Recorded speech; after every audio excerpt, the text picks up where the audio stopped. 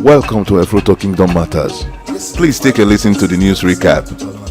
Yesterday, Friday, the 26th day of December 2025, the annual Effurun Conference was held.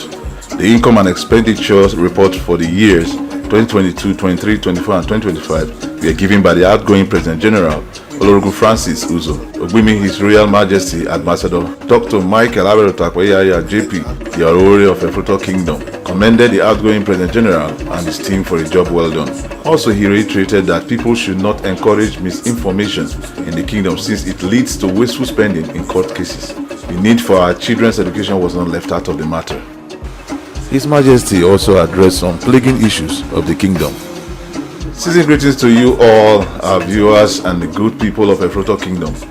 My name is Fredoje from the studio. Sit tight with your popcorn as I bring you the news on the conference. Now the news report. The Effurun Annual Conference was held successfully yesterday, the 26th day of December 2025. The meeting began with an opening prayer, and thereafter the King, His Royal Majesty, Ambassador Dr. Michael Aberotakwa JP, the Orori of Effurun Kingdom, took over the microphone and appreciated everyone that came for the occasion. That those who turned up are the people who are deeply concerned about the growth of our kingdom. He continued by saying that there are some whose job is to sow bad seeds and misinforming the public behind the scene to truncate the moving forward of our dear kingdom. His Majesty encouraged everyone to work together and desist from the attitude of misleading people with wrong information that can thwart the efforts of those that are trying to make our land a better place. Effurun Kingdom can experience a progressive development. His Majesty continued by saying that he will always support an open discussion where everyone is allowed to air their opinion that will promote the growth of the land rather than having a caucus meeting behind the scene with a handful of chiefs and few selected people to decide the fate of our land. That matters concerning the land or the kingdom will be discussed openly by the Effurun people in our usual weekly town meetings. That we should rally around the incoming ESCO with wisdom on how to promote our dear land, and that he believes they will also listen. That no man is an island of wisdom. We must plan together to achieve the best. He also prayed that whoever wishes Effurun well, it shall be well with him and his household. And whoever wishes Effurun evil, both him and his household shall be overwhelmed with evil. He that wants to do good should continue. Also he that wants to do evil should also continue. That both entities have their reward. Ajuwe further said that the ESCOs will give their report from previous years till date, but he can only comment on the report from where he assumed power. He thereafter handed the microphone over to the President General, Olorigun Francis Uzo, to give their reports.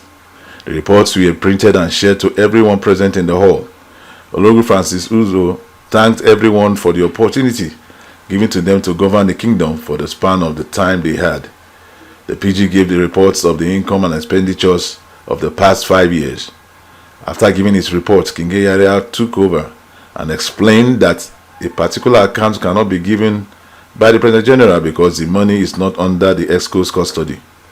It is in the custody of the entire Effurun Kingdom, and the money has been set apart or set aside to develop the community, and it will be released for the growth and development of our community only.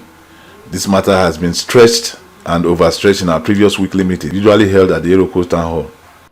He added that there are some people who, after agreeing unanimously in a meeting, they will go behind and twist the narratives, which can later endanger the peace and the unity of the Effurun Kingdom. Of which he mentioned one former Chief Monday, Igor Muse, that he should no longer be addressed as Chief, but Mr. Monday, Igor Muse, because his chieftaincy title had been suspended indefinitely for this kind of grievous misconduct. Another issue of concern raised by the king was about one Mr. Effurun, who have tried in diverse ways to plunge the kingdom into disarray. One of his atrocities mentioned by Ajuwe King Eyariya II was that Mr. Effurun wrote a letter in the name of the late King Eyariya I to disband the current ESCO at that period. And he took the advantage of the late king's illiteracy and lied to him that it was a letter of recommendation for him to get a job, and that the king should sign it for him, which he did out of ignorance.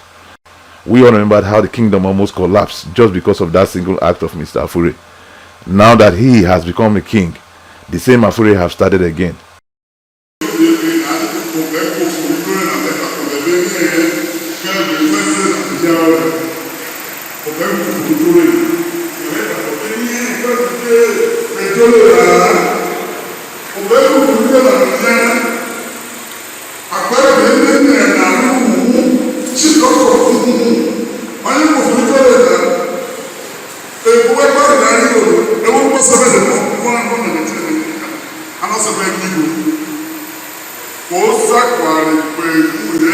His matters have been trashed and discussed in our previous weekly meetings, and decisions have been taken by the people of Effurun Kingdom. At the time of the conference, Mr. Effurun had been arrested and taken to Zone 5, Benin City, cooling off.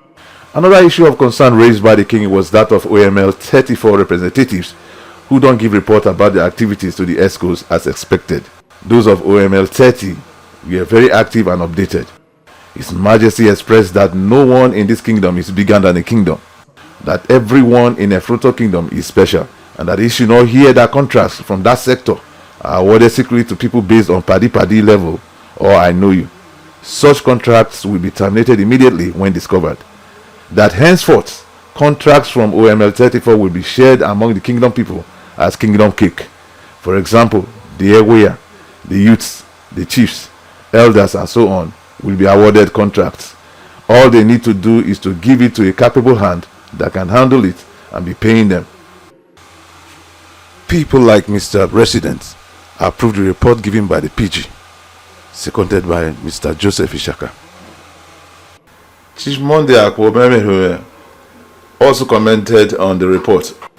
Another in the person of Mr. Richard Agi, who happened to be the new Oguye, also known as the youth president, encouraged everyone to desist from the act of having issues with the kingdom that will later evolve into court cases that will make us waste our resources that were supposed to be used for the good of the land.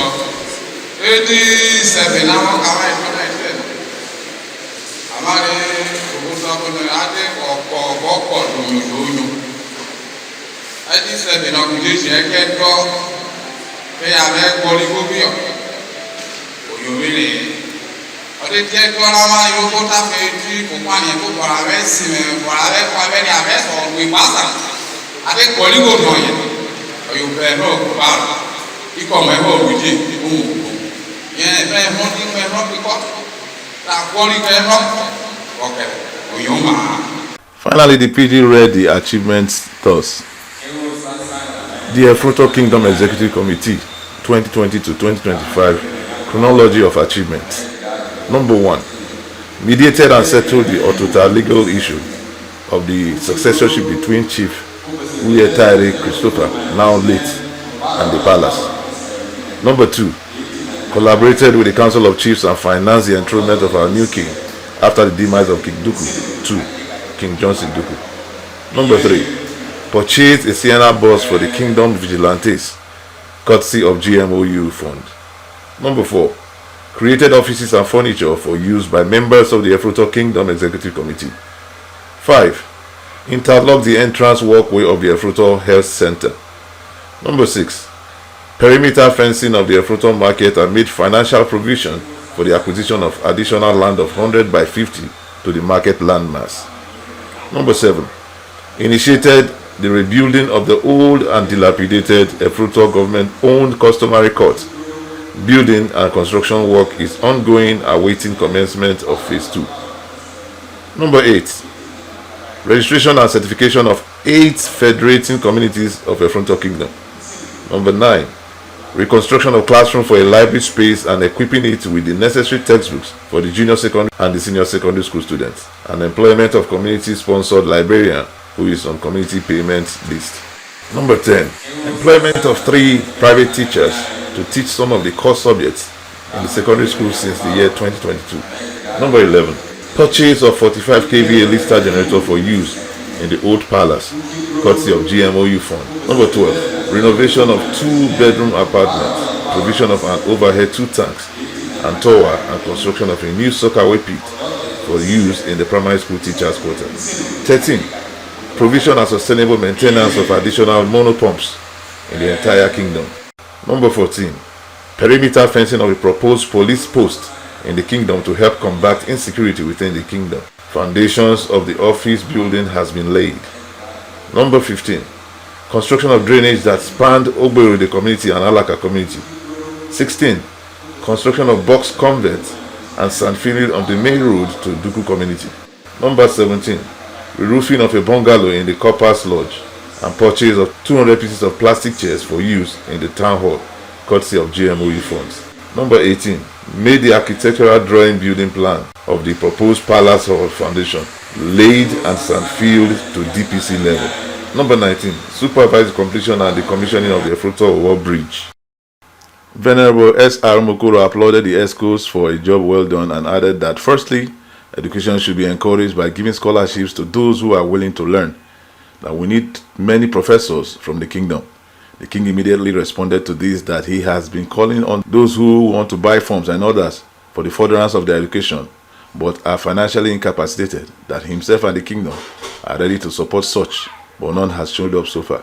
He has given 7 scholarships to students. He even employed a private teacher to add to the numbers of teachers in the secondary school. Secondly, the Venerable added that swamp buggies should be used to open up the blocked river so that fishes can flow in, which is another means of livelihood for the people. It was on this note that the conference was brought to an end, and the closing prayers was said by Venerable S.R. Umukoro. These are more stories about the conference we are taking, which will be related to you at the resumption of our weekly meetings in January 12th, 2026. God bless you. God bless our King. God bless our kingdom, the land of milk and honey. Thank you.